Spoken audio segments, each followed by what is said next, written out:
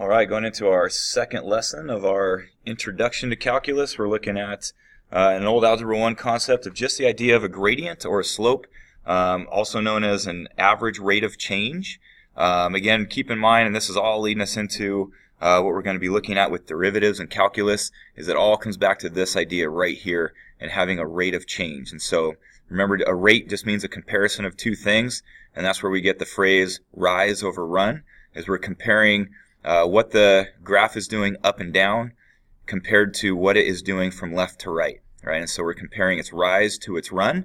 So that's where we get this formula of y2 minus y1 over x2 minus x1, and just the average rate of change. And so the gradient, or the slope of the line that passes through 2 points, as we put them into that formula, just means the second y minus the first y. So it's the difference in our y values. So 4 minus 10. So it's the change in y over the change in x. So if our second x, negative 3 minus the first x of 2. So the difference in your y's over the difference in your x's. In this case, negative 6 over negative 5, which, of course, a negative over a negative is positive. So 6 over 5 would be our rate of change, or our gradient, or our slope. To do that from a graph, if you can see two clear, obvious points, like right here and right here, then you could simply count the rise over the run. So keep in mind, we always work from left to right. If I go down and right, I know it's negative. If I go up and right, I know it's positive. And in this case, I'm going down and right, so I'm going down 2 and over 3.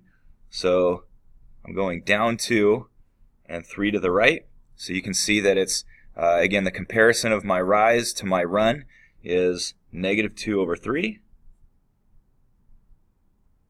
So that would be our average rate of change from there to there. Going down to number 3 here, so the equation of a line. And again, this is a really big concept that we'll be doing within the calculus that we learn, is coming up with the equations of tangent lines to a curve. And so we're given a gradient of 1/2, and we know a certain point that it passes through. We do have a formula that we're going to be using quite a bit, which is what we call our point slope formula.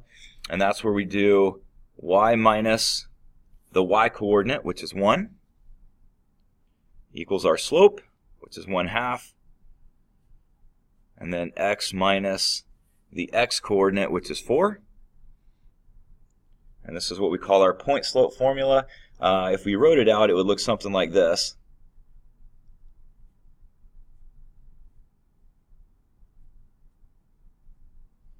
So we have the point, which is x1 and y1. That was these guys. And we have our slope. So that's why we call this point slope. Do keep in mind that this is the exact same formula as slope. If I were to take this parenthesis and divide it over to here, it would look exactly like that formula right there. It's the exact same formula, just rewritten. If you look at it from this layout right here, if I took my denominator and multiplied it over to the left, then that would give me that formula that you see on the right. And so it's the exact same formula, just rewritten. So we could use it for writing the equation of a line. So typically when we write the equation of a line, we're going to be asked to put it into slope-intercept form, which just means get y by itself. And so in this case, I'm going to distribute that 1/2, so 1/2 x minus 2. And then I'm going to add 1 to the right.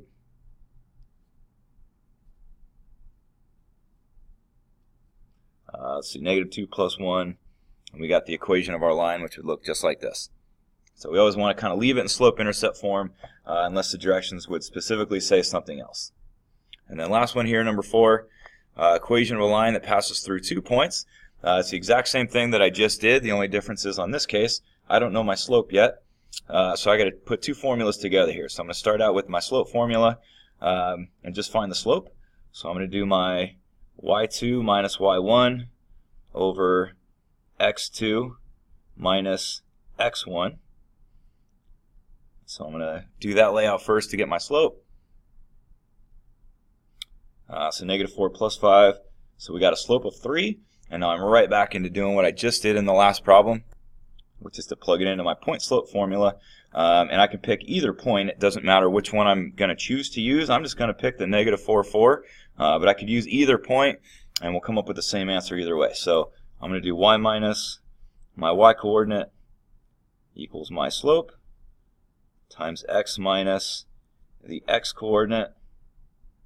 And then I always just want to end this by getting y by itself. So obviously that's going to be x plus 4. I'm going to distribute the 3. So it becomes 3x plus 12.